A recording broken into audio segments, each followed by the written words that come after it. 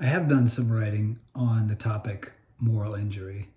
It's not an area of expertise of mine, it's not my field. The pieces that I have written have been my own viewpoints, just from personal experience. But there was a couple of reasons why I chose to, get involved with this movement of moral injury.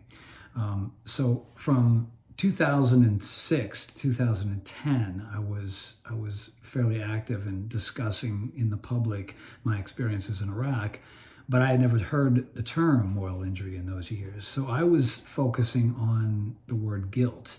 And my concern was that there was no room for feelings of guilt.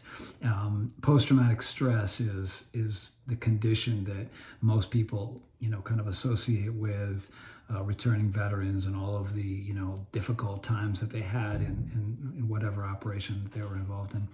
So I wanted to know, well, why is it that there is no room for guilt? Why is it that the word guilt does not even appear under post-traumatic stress in the DSM?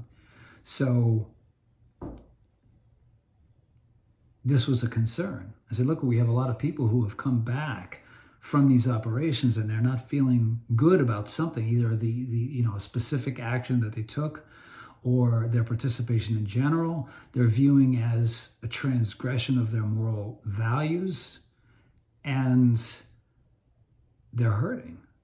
And that's something that I wanted to give, some attention to. I wanted to raise awareness about.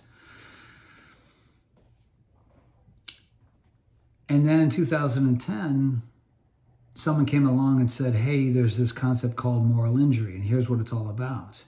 It says, in a nutshell, you have soldiers on the battlefield, they take certain actions, and they are to some extent responsible for those actions. But on the other hand, what we also know is that these soldiers, they did not declare the war. They did not invent the battles. They did not issue themselves their own orders. They did these actions at the behest of their commanders, of their military, of their government, of their society.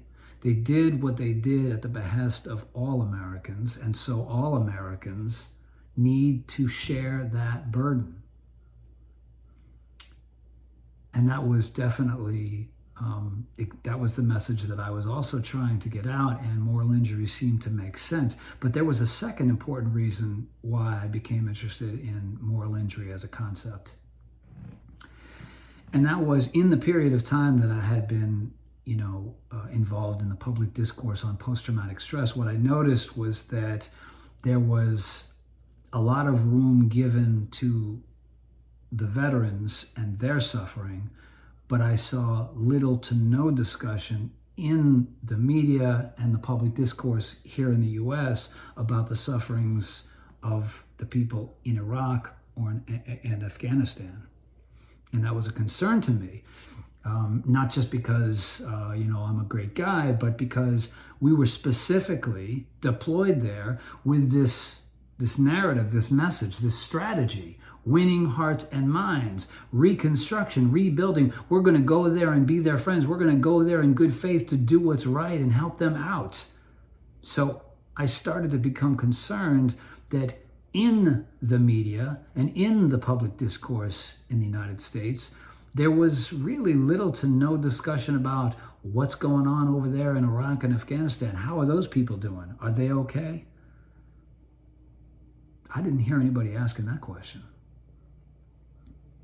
What moral injury did, in effect, was to push that question, and here's how.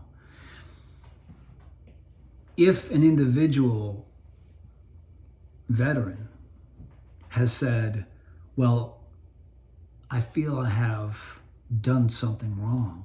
I feel I have taken part in something that is wrong. Or I feel I have transgressed my moral values in some way by something that I have, done or participated in. It forces the question, to whom? Where's that person you did that bad thing to? How are they doing? Where are they? What happened? it forces the Iraqi people back into the conversation, because you can't say, I did this bad thing, without somebody asking for the story. Really? What did you do? To who? And where? And why? And that was the other reason that I became especially interested in the topic, in this concept, moral injury.